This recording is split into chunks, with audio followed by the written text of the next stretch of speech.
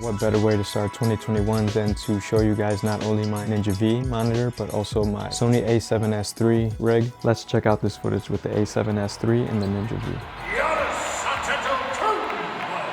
For those of you that don't know, I'm a producer for the Milwaukee Bucks, so I shot a behind the scenes vlog for that I'm going to be dropping soon, so like, subscribe, and hit the bell for notifications for future videos. Welcome to One Orbit. This is a channel dedicated to tech reviews and filmmaking and storytelling. Today we have a pretty cool unboxing in store. Finally got my hands on Atomos NinjaV. I picked up a Sony A7S III a few months back, and really what inspired the purchase was the ProResRAW recording option that you have on the Sony A7S III. Here you see the actual monitor itself. So I am filming this unboxing on the Sony A7S III. A couple other things that I picked up with the monitor as well. So HDMI cable. So this one I believe is the 11-inch or 12-inch cable that I picked up. And then along with the monitor, I got the 500 gigabyte Atomos Mini SSD. To start off, I'm going to be unboxing the monitor itself. To open it, it kind of has this like little magnetized opening slit here, along with this ribbon piece that you can use to pull up. Here is the actual monitor. You know, we have a 7-inch monitor. On the back, you have your SSD slot for your batteries. Here you have your power button along with a few audio, microphone, remote port. And then on the side here, you have your in and out HDMI ports. The upper left corner will peel off this screen protector, and boom, now she's unwrapped. DCI input from 100 to 240 volt AC to DC adapter, along with a couple of other adapters you kind of have in this bag. So if you go traveling, I'm sure it'd be important to kind of hang on to this. So here you have your adapter. Sort of just click it into place here, and you thread it. And then your power adapters, you kind of dig back into your bag here. Oh, it should click first. This also has like a plastic kind of like film to the end of it you want to pull off. You have these like little notches that you sort of line up with the notches in the monitor. Push in like so. And to detach, you just have this like little clip here that you push in and out. And that'll just allow you to slide this bracket piece out. So here's the Atomos 500 gigabyte SSD that I picked up, and here it is. Now this, to be honest, feels pretty rugged. It feels like it's made out of aluminum. And then here you see your slots here. So that will just slide along this side here. As I mentioned, you know, it doesn't stick out from the sides. Just the form factor of it. I understand there's a lot of like, I wouldn't call them third-party SSDs, but SSDs that are compatible with this, that are just not Atomos brand, that will kind of stick out on the side here. That's the monitor itself. In terms of weight, I would say it weighs like about 2 pounds maybe.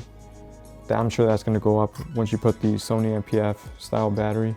So as I mentioned before, these third-party SSDs are compatible with the Atomos NinjaV, but they're not form-fitted like this Atomos Mini SSD is. You will need to, or if you care to, use this encased like protector. Kind of opens up here. It has a slit in the front. So you would just put your SSD in, encase that. You have a couple of threads that are kind of going on the side here. I would slide this in and insert your recording media, your SSD, and also have it protected. Now I guess that just leaves us the HDMI cable. So the HDMI cable is 30 centimeters and 45 centimeters extended. And these will just plug into the side. So I guess from here, we're just gonna basically go through and set it up on the Sony A7S III, kind of go through a couple settings. First things first, I'm going to power the Sony A7S III on. And then to turn on the monitor, you press and hold the power button for 4 seconds. You'll hear the fans kind of kick on, and then you'll see your screen open up. So here's the basic layout of the actual screen. Along the bottom, you have couple different options ranging from your record button to playback to your different scopes, vector waveforms, aspect ratio buttons along the bottom, and then along the top you'll see your record resolution, your output settings, your monitor specifications, along with the codec that you're recording in, and then the record time on the actual SSD. You also have the battery life display up in the right hand corner. I'll do a separate video for this, but I do have the camera set up to record ProResRAW. There's a specific option for that where you're gonna have to use the serial number from your monitor, and you're gonna have to get a code online from Atomos. That'll be a separate video. So for now, let's see some sample footage from the NinjaV and the Sony A7SIII. Ladies and gentlemen, here come your Milwaukee Bucks! From Greece, number 34, the Greek Freak. What you see here with the sample footage is I shot in ProRes, and you can see the dynamic range. The footage was very easy to color grade. I did not use a LUT or anything. I'm basically editing the basic color correction settings along with a slight S-curve. I also shot in the XAVC 4K option internally within the Sony A7S III, and although the colors seem to match pretty well, it really took a lot more work to really push the colors and the dynamic range to get it to the same level as the ProResRAW. If you guys like this behind the scenes action, make sure to subscribe. I actually shot a vlog behind the scenes when I was at this game and covered this game, so that video is going to be dropping soon. Alright guys, so just going to give you a walkthrough of basically the menu layout and what you're going to see on the screen. So starting on the bottom left corner, we have our record button on off here. Here we have our playback button. As you can see, it'll switch over to the clip preview mode. And then toggling back, you can go back, press the record button. It'll kind of cycle through. You'll see your preview come back up. And then here is a toggle basically to turn off all of your displays. You'll kind of notice on the top and on the bottom side. That'll kind of toggle on and off. Then you also have a bookmark that you can basically use to kind of give a thumbs up and down to all your different clips that you record. And then moving along, you'll notice like a kind of one-to-one punch-in or zoom-in option. Zooming back out along with a like 2x zoom-in option. Clicking on this option, you'll see your waveform scope come up, and then moving along to the right, you'll see your RGB parade scope, along with your vector scope to kind of cap that off. And this little silhouette character, followed by like a contour outline, is your focus peaking option. And I have mine set to blue. I'll show you in a little bit how you can change the color for that, followed by your highlight peaking. So I don't have anything peaking really at the moment.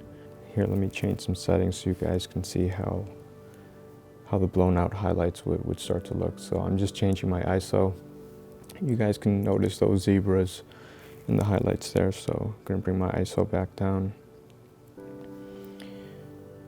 And then lastly, this is your false color, which is a really nice display of your whole range there, starting from on the negative end of your scale all the way up to 109, I believe that says.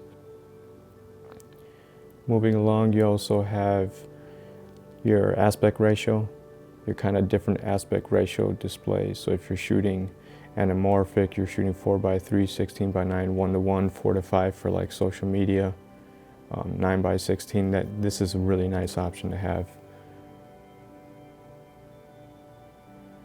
You also have some safe margins that you can use to kind of frame up your shot.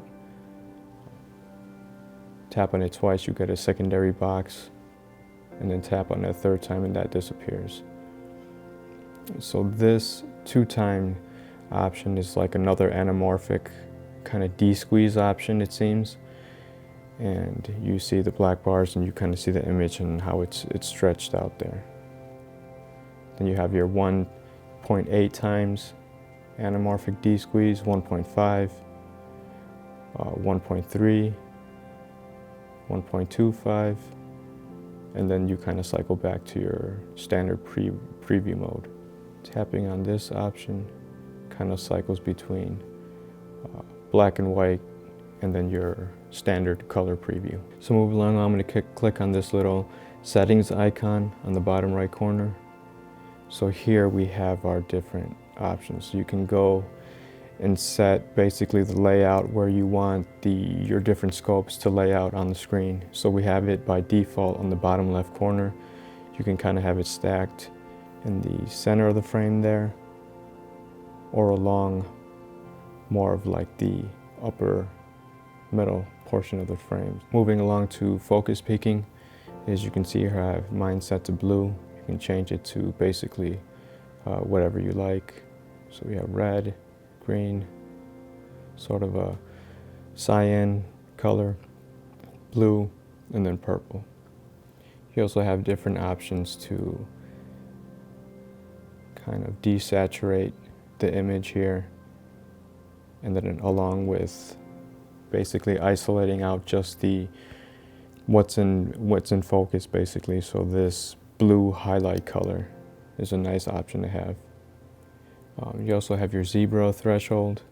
I don't have anything blown out too much, but let me go through and again crank up this ISO.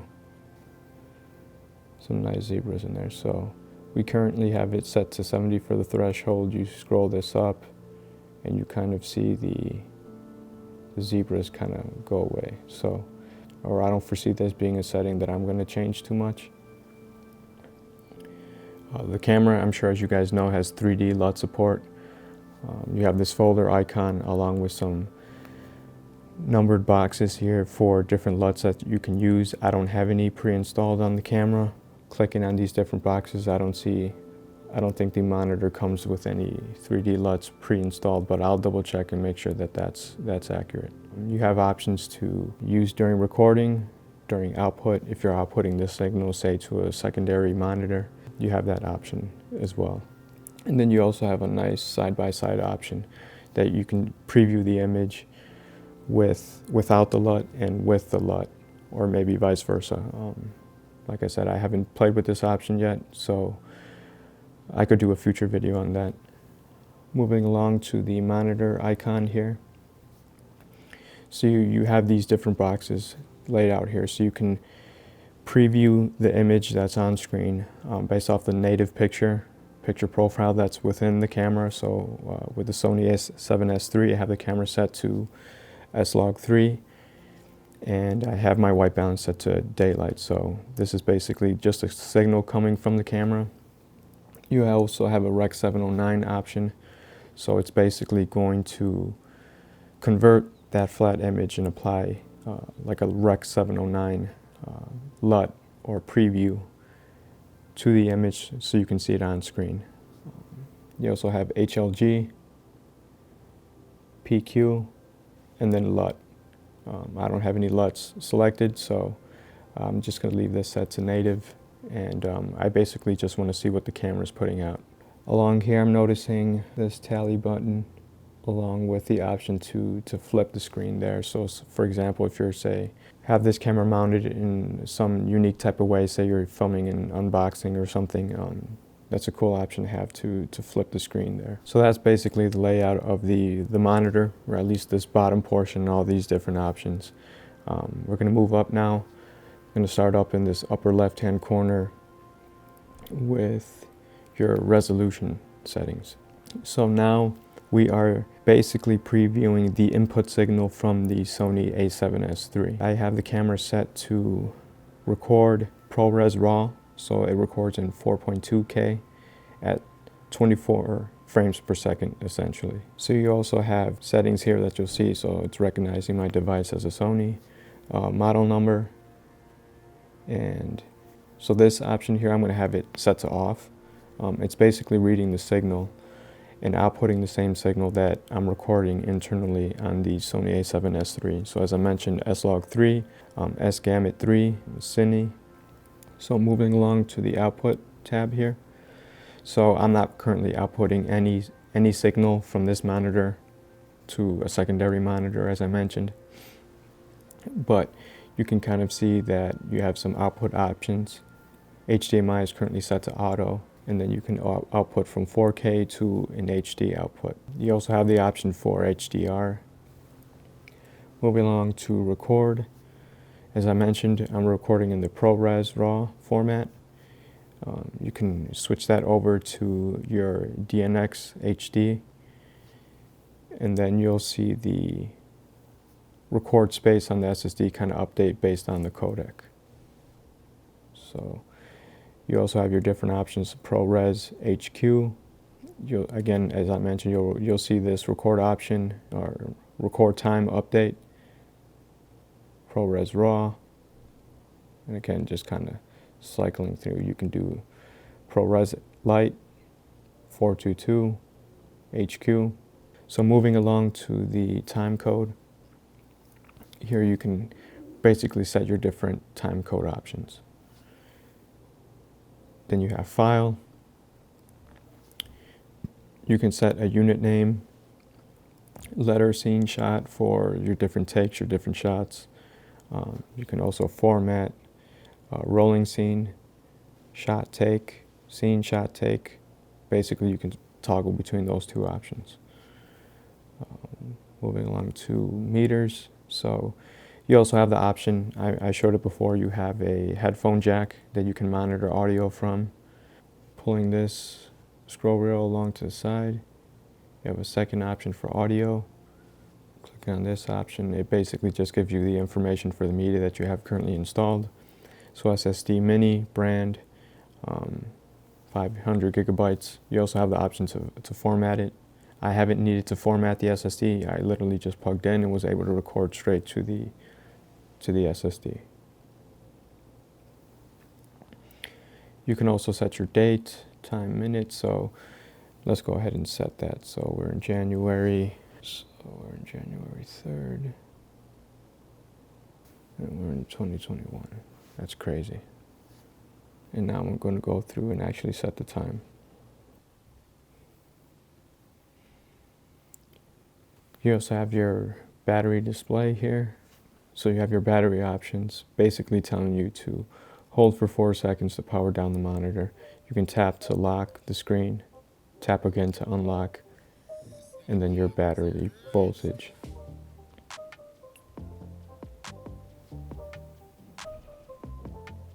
So here you have the information for the NinjaV and the firmware that is currently running.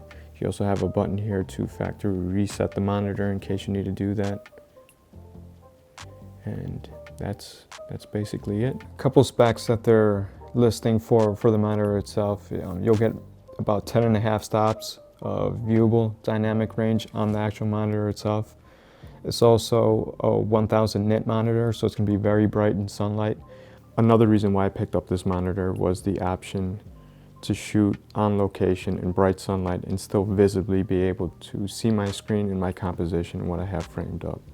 I've used other monitors in the past, say Aperture's VS2 monitor, for example, which was great in controlled lighting situations, but when you're outdoors, it was virtually impossible to see that screen, so you're kind of shooting blind. This test that I'm showing you here is by no means scientific, but as you can see, I have my blinds opened all the way, direct sunlight just hitting this monitor, just changing the angle. This is basically straight on what you would see even with sunlight hitting the monitor directly. So if you're shooting on location, shooting outdoors, this is very nice to have. So I want to thank you guys for watching. I thought what better way to start 2021 than to show you guys not only my NinjaV monitor, but also my Sony A7S III rig that I basically kind of pieced out and built. I plan to do a future video really breaking down the individual pieces and parts, and I'll provide links to where you guys can find that if you guys have a Sony A7S III. If you guys like this video, be sure to leave a thumbs up, like, subscribe, and hit the bell for notifications for future videos. As I mentioned, I'm going to be dropping a behind the scenes vlog at Fiserv Forum, game action basically that I covered with the Milwaukee Bucks, so that's coming soon. And I can't wait to share the other content that I'm going to be cranking out with this rig here. So thank you guys for tuning in. I've been your One Orbit Captain, and I'll see you guys in the next one. Peace.